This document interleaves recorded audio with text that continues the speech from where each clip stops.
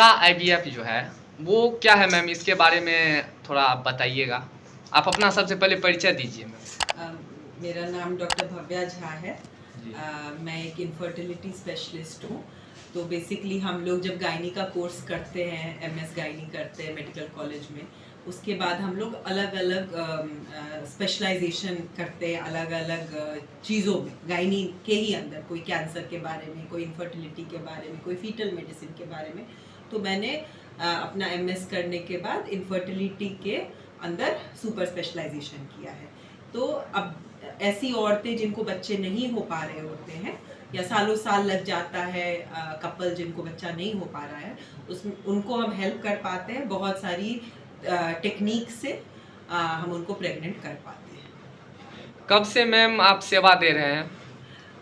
मेरा अब इस फील्ड में करीब 8-9 साल का एक्सपीरियंस हो गया है। पहले तो मैं दिल्ली में ही थी और वहीं इनफर्टिलिटी आईवीएफ प्रैक्टिस कर रही थी। लेकिन कोविड के टाइम में इस तरफ थोड़ा आना जाना हुआ और मुझे रियलाइज़ हुआ कि बहुत सारे हमारे फर्टिलिटी पेशेंट्स बहुत भटक रहे होते हैं। गांव के पेशेंट सही जगह नहीं पहुंच पाते हैं। इतनी मोटी मोटी फाइलें होती हैं, गलत ट्रीटमेंट, गलत तरह से मैनेज किया हुआ पेशेंट होता है। तो ये सब देखते हुए मुझे रियलाइज़ हुआ कि जो अगर वो मैं उधर दिल्ली गुड़गांव में कर पाती हूँ तो क्यों नहीं बिहार में ही अपना काम स्टार्ट करूँ। तो 2020 में हमने ये स्टार्ट किया।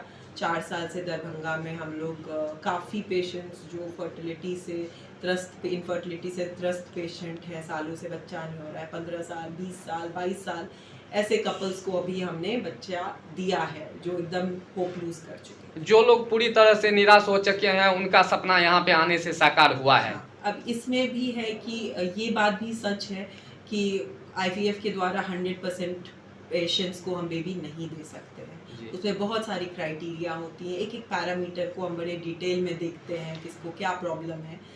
तो जो प्रॉब्लम्स हम ओवरकम कर सकते हैं उनको ओवरकम करके हम एटलीस्ट 60 से 70% औरतों को जो हताश हो चुकी हैं, जिनको आईवीएफ में जाने की ज़रूरत पड़ रही है, उनको हम प्रेगनेंसी दे पाते हैं।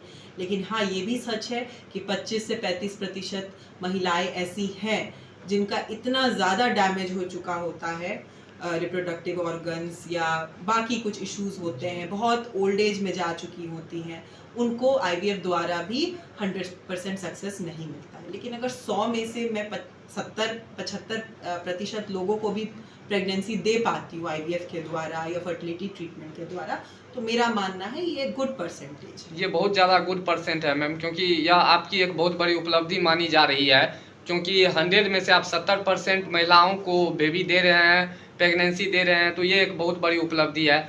आप कोसी क्षेत्र के लोगों को क्या कहना चाहिएगा मैम? इस वक्त आपको कोसी क्षेत्र के सभी लोग देख रहे हैं, सुन रहे हैं हमारे चैनल के माध्यम से, उनको क्या संदेश देना चाहिए? मैं यही संदेश देना चाहूँगी कि अगर आप 1 साल से ऊपर हो गया है, आप लोग ट्राई कर रहे हैं, प्रेगनेंसी अपने आप नहीं ठहर रही है, तो हम एक बेसिक सा वर्कअप करते हैं। ज़रूरत नहीं होती सबको आईवीएफ की, 80% लोगों की आईवीएफ की ज़रूरत नहीं होती। हम लोग नॉर्मल दवाइयों से, कुछ जांच से, सही तरीके से, कुछ माइनर सर्जरीज के द्वारा हम लोग उनको प्रेगनेंसी दे सकते हैं।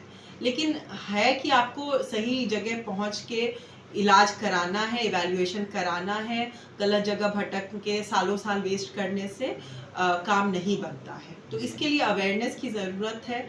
अब सबके पास फ़ोन है, सबके पास इंटरनेट है, तो सही माध्यम से सही जगह पहुंचना ज़रूरी है। यही मेरा एक मैसेज है सब लोगों जी। और क्या कहना चाहिएगा मैम, कहाँ से यहाँ पे पेशेंट आते हैं?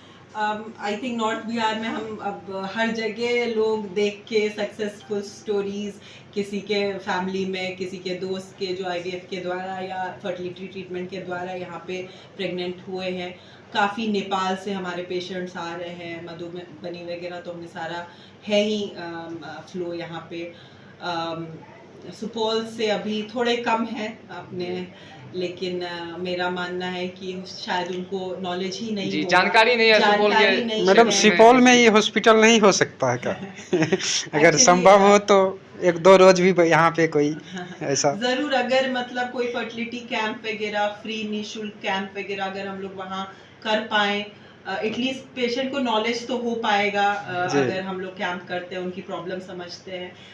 आईवीएफ लैब की प्रॉब्लम ये है कि करीब मतलब 70-80 लाख का खर्चा एक लैब लगाने में, बहुत महंगा प्रोसीजर है। जी। आप खुद ही सोच सकते हैं कि जो बच्चा बॉडी के अंदर नहीं बन पा रहा है उसको हम लोग एक जान को लैब में क्रिएट कर रहे जी, हैं, जी, तो बड़ा सेंसिटिव सा है।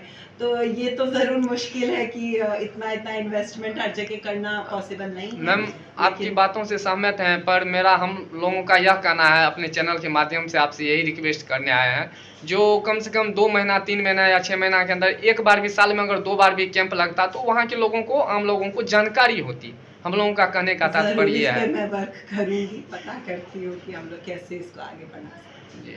तो मैम जब आपके यहाँ जो पेशेंट महिलाएं आती हैं और आप उनको बेबी देने में सफलता पा लेती हैं, तो उस वक्त उन लोगों का रिएक्शन कैसा रहता है और आप कैसा महसूस करती हैं सफलता 100% हासिल होने के बाद? नहीं मतलब अलग ही फीलिंग होती है। आधे पेशेंट्स तो रिपोर्ट देख के विश्वास ही नहीं करते, मैडम ये पॉजिटिव मेरा है क्या, ये रिपोर्ट मेरा, क्योंकि वो इतने बार वो प्रेगनेंसी किट से अपने जीवन में 10-12 साल में चेक कर चुके हैं, हमेशा नेगेटिव नेगेटिव नेगेटिव, 2 लाइन दिख जाता है तो उन्हें विश्वास ही नहीं होता है। तब हम लोग उसका कंफर्मेशन ब्लड टेस्ट कराते हैं, तब उनको जाके थोड़ा डाइजेस्ट होता है कि हाँ आज मेरा भी पॉजिटिव हुआ। बहुत अच्छी फीलिंग है, मतलब बच्चा और औलाद के अलावा तो आई थिंक इससे बड़ा गिफ्ट कुछ है ही नहीं। मतलब इसको आप किसी पैसे से, किसी चीज़ से कंपेयर नहीं कर सकते। मैम आपको कैसे मन में आया जो आपको इसी लाइन में काम करना है? इंटरेस्ट था एक्चुअली, जब मैं अपना मास्टर्स कर रही थी गायनी में, तो मेडिकल कॉलेज में बहुत पेशेंट्स ऐसे आते थे जो बच्चा नहीं कर पाते थे, तो वहाँ पे हम लोग का मेन फोकस ऑब्स्टेटिक्स होता है कि जिनकी डिलीवरीज और इन सब पे, तो बड़ा कम पढ़ाया जाता है हमें इनफर्टिलिटी के बारे में मेडिकल कॉलेज में। तो बट उनको उनकी सफरिंग देख के मुझे लगता था कि इसमें भी ज़्यादा पढ़ने की ज़रूरत है। एक बार वहाँ से मैं पास आउट की तो मैंने इसमें फिर मौलाना आज़ाद में ज्वाइन किया, वहाँ पे पेशेंट्स को देखा और वहाँ लैब था, इनफर्टिलिटी यूनिट थी, वहाँ से और इंटरेस्ट जगा, तब जाके मैंने इसमें फेलोशिप किया। तो बेसिकली ये एक प्रोसेस था, धीरे धीरे उधर झुकाव होने लग गया पेशेंट्स को देख के। और कुछ कहना चाहेंगे मैम हमारे दर्शकों को आप? बस यही कहना चाहेंगे कि अगर ऐसे 1-2 साल से आप सफ़र कर रहे हैं, बच्चा नहीं हो रहा, तो कोई ना कोई कारण होता ही है, उसको इग्नोर ना करें। कोई मासिक की बीमारी है या कोई भी ऐसे सेक्सुअली रिलेटेड बीमारी है तो उसको इग्नोर ना करें, स्पेशलिस्ट के पास आए। हो सकता है बेसिक इवैल्यूएशन और बेसिक ट्रीटमेंट के साथ ही आप कंसीव कर जाए, और उससे आप इग्नोर करेंगे तो हो सकता है आपको 5 साल 6 साल लग जाए और फिर टाइम हाथ से निकलता जाता है।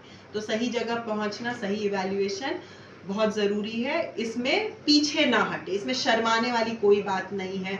ये सब यहाँ जितने पेशेंट्स आते हैं, जो भी बात होती है हमारे बीच में बात होती है, बाहर कोई बात नहीं जाती है, तो बिल्कुल हिचकिचाना। प्राइवेसी भी यहाँ पे ध्यान में बहुत रखा ज़रूरी जाए। है, वो बहुत ज़रूरी है। तो यह किस जगह पे मैम अस्पताल है, उस बारे में हमारे दर्शकों को कुछ बता दीजिए। हमारा ये अस्पताल दरभंगा में है, ये लहरिया सराय में, बंगाली टोला। शर्मा डायग्नोस्टिक यहाँ का बहुत पुराना डायग्नोस्टिक सेंटर है, जस्ट उसके बगल में मेन रोड पे।